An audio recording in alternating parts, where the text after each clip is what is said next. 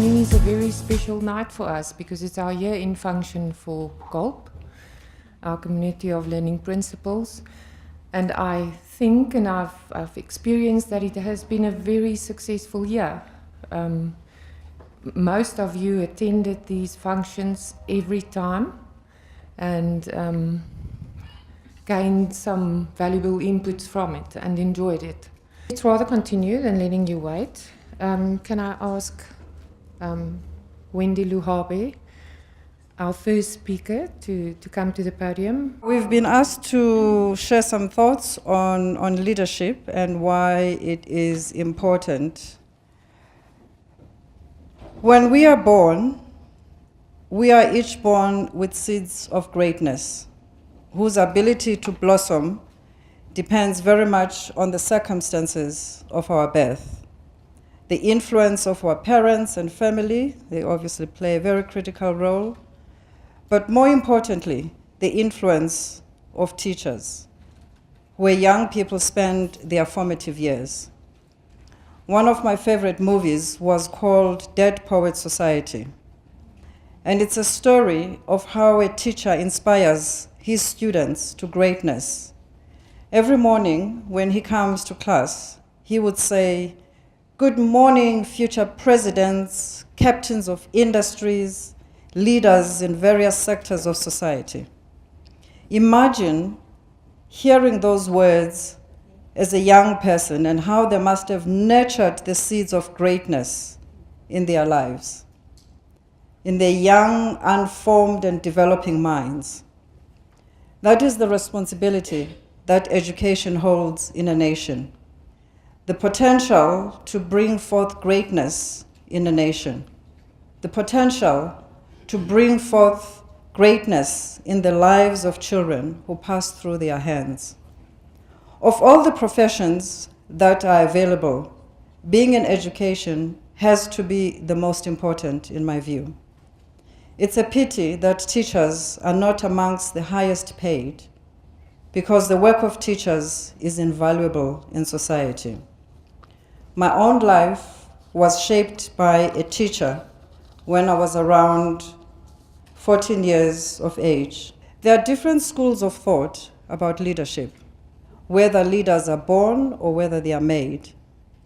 Quite frankly, the debate, in my view, is irrelevant. I believe that the premise of our education system should be to make leaders out of all young people. Part of the challenge of the world and closer home here in South Africa are a reflection of a chronic leadership deficit, which has created a leadership vacuum at a time in the history of humanity that desperately needs moral, visionary, and responsible leadership. Our value system as a society has been compromised.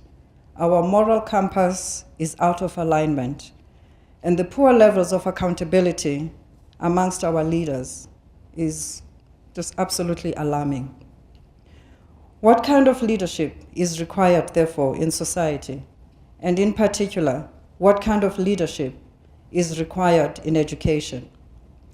Overall, we need leadership that prioritizes social justice, that prioritizes partnerships, like Partners for Possibility, for example.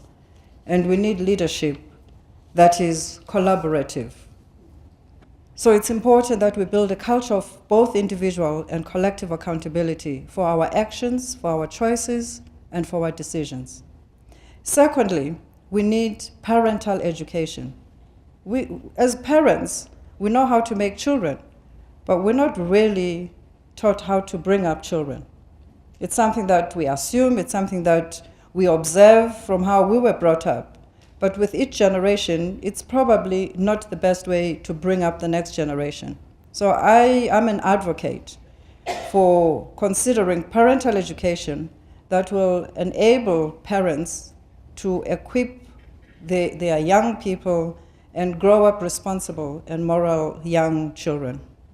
Thirdly, we need leadership that creates sustainable impact and that mobilizes society towards a coherent and an exciting future. In a school, for example, it's not just the school principal that has the leadership responsibility. All the teachers should play their part in order to empower the principal to be the best that she can be. So it's teamwork.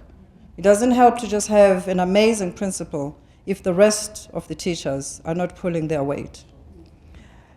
Fourthly, we need to build a culture that is more value-based as opposed to one that is rights-based. I think that over the last 20 years, we've placed more emphasis on the rights that we have in our democracy. But rights come with responsibility, and they come with values. And I think that as a nation, we really need to look more and more and pay attention to what are the values we should embrace and honor as a nation, so that as we assume the rights that democracy offers us, there's a balance. There has to be a balance between claiming our rights and the values that we practice in society and the responsibility that we have for those rights.